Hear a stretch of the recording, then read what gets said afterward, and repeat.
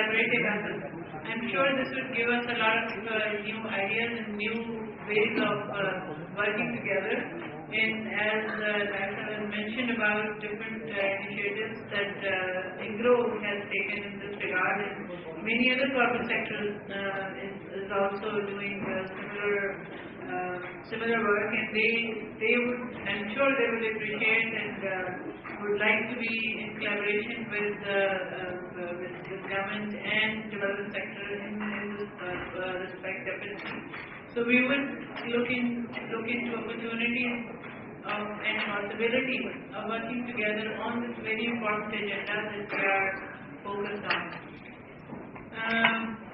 Of course, this agenda of today's conference is about mangroves, and Mangroves for the Future program, that is an extremely important program that has provided us this opportunity to be able to take this forward and broaden the scope of this initiative. To share more on this program, I would like to invite Dr. Steen Christensen, who is the Regional Coordinator of Mangroves for the Future program, and he will share with us MFF, a regional perspective of coastal conservation. Dr. Steen Christensen.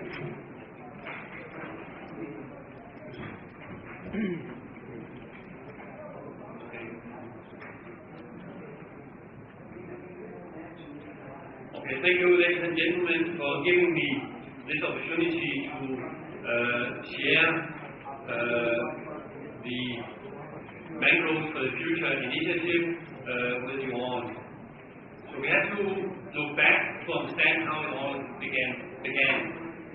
Right after the devastating tsunami in the Indian Ocean in 2004, there was a substantial amount of funds and technical assistance and support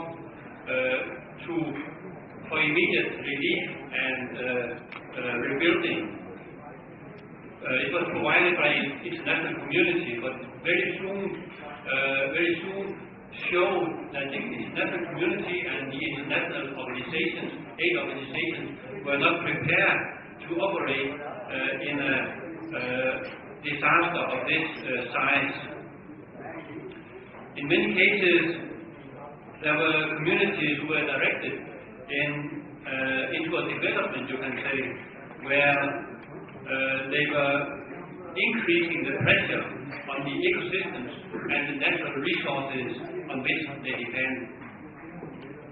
And it was in this setting, right after the tsunami, in the aftermath of the tsunami, that Mangroves for the Future were established in order to support development, sustainable development of the communities, and at the same time assure a sustainable management of the natural resources. In the beginning, we focused on the 6 countries that were most affected by the tsunami. That was India, Indonesia, Maldives, Seychelles, Sri Lanka, and Thailand. But very soon, based on our way of operation and the results that we could provide, other countries became interested also. And Pakistan and Vietnam became members in 2010. And now we have still 4 countries, you can say, on the waiting list. That is Bangladesh, Cambodia, Myanmar, and Timor-Leste. It's important to understand that this is not a top-down organization. The decisions are not made from the top and implemented without consultations with the local people. We are partnership-led initiatives. That means we have UNDP and IUCN co-chairing the initiative. And we have CARE and FAO and UNEP and Wetlands International as partners in this project or program. And we have NORAD and SILA, that is the Norwegian and the Swedish organizations, to fund the entire initiative. So the objectives of Mangroves for the Future is to improve, share and apply knowledge so that we can empower the local people and integrate coastal management institutions so that we can enhance coastal governance at all levels. Next one, thank you. no organization, and also not Mangroves for the Future, can do everything. For example, Mangroves for the Future, we do not build houses, we do not build bridges. We have defined 15 programs of work in which we can operate. And these 15 programs of work are grouped into our 3 objectives that you can see on the slide here. But in addition to that, we have cross-cutting themes. So whatever project we are undertaking or whatever program of work we are operating in, we must take into consideration climate change adaptation and disaster risk reduction. Also, we must share the lessons learned. That is why we have a communication and knowledge management strategy. And also, we must take into consideration gender equality. One of the reasons for the successful history of Mangroves for the Future is our governance structure. In each country we have a national coordinating body consisting of members from the government, NGOs and the private sector. And it is these national coordinating bodies that in a transparent and open way select the projects that are going to be implemented. Every year we have a regional steering committee meeting, and the members of this steering committee meeting are taken from the national coordinating bodies. Each national coordinating body can send 2 participants to the steering committee meetings. 1 member from the government and 1 member should not be from the government. And in addition, we have our partners. There was CARE and FAO and UNEP, and they are also members of the steering committee meeting, as are our donors. So, it is the intention that these national coordinating bodies should not only work for Mangroves for the Future. Hopefully, because the members come from so many different organizations within a country, hopefully they will be seen as a valuable knowledge source for the government and consulted when important decisions are to be made with regard to the ecosystem management. And as you can see there, we have a secretariat is based in Bangkok, and it's the secretariat's role to assure or to facilitate or to support the decisions made by the regional steering committee. So, the projects are selected by the national coordinating bodies, but they can of course not be taken out of the blue. They have to be based on our 15 programs of work, and they have to be funded in what you can call the National Strategy and Action Plan. The National Strategy and Action Plan is taking into consideration the policy of each country. So each country has this plan based on the country policy and our 15 programs of work. So that means that the projects that are undertaken in each country is decided by the people and it works for the people. Next one, please. In the beginning, right after the tsunami, you can say our success criteria were to show expansion and activities, and we could demonstrate that what we did actually had some impact, helped demonstrate activities. We must also demonstrate that there is an impact from these activities. Therefore, we have project cycle management training courses for each project that we start up. It's also important to underline and emphasize that the projects taken started should be based on the national policy. So that means that they should be based on the national strategy and action plans.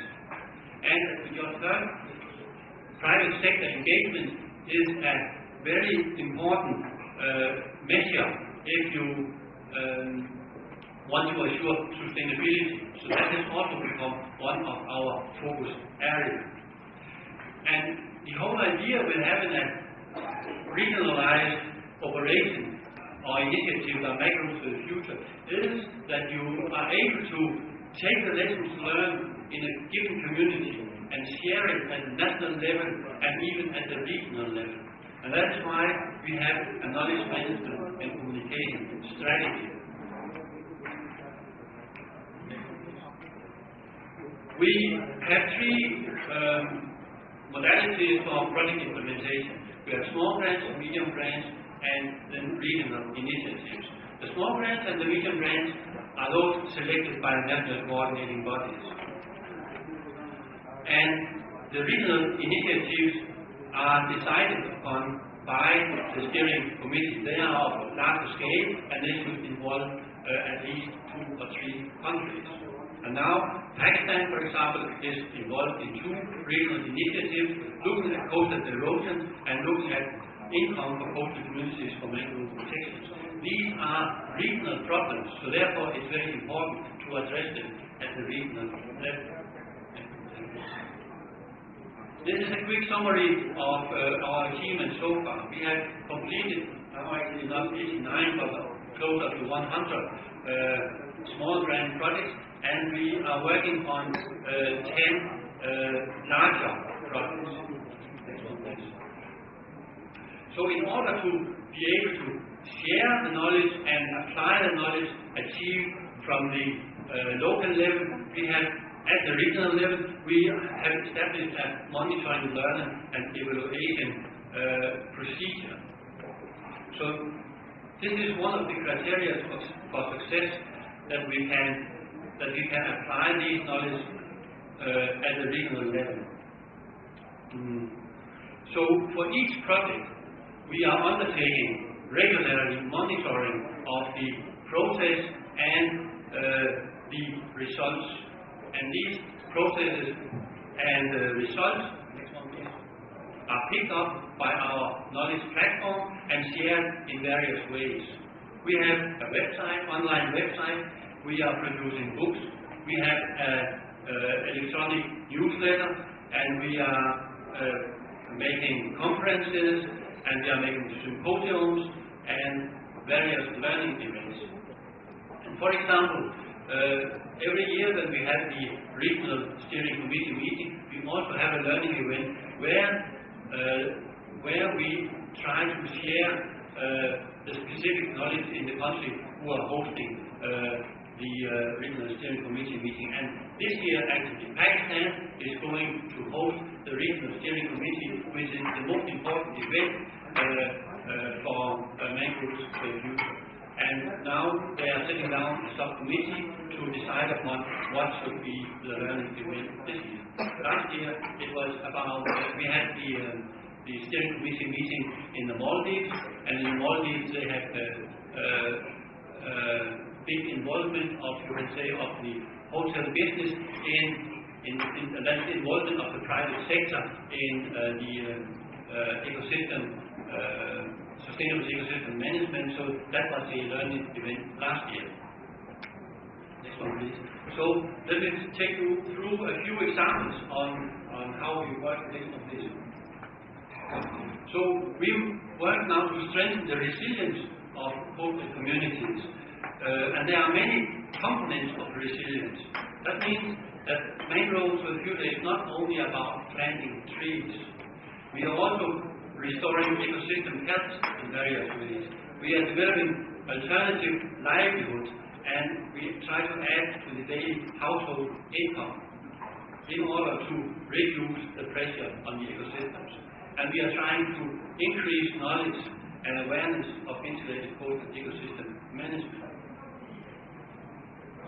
So, as an example, I can show you here, share with you here is from India, where we have a research-based initiative trying to map the biodiversity of some mangroves.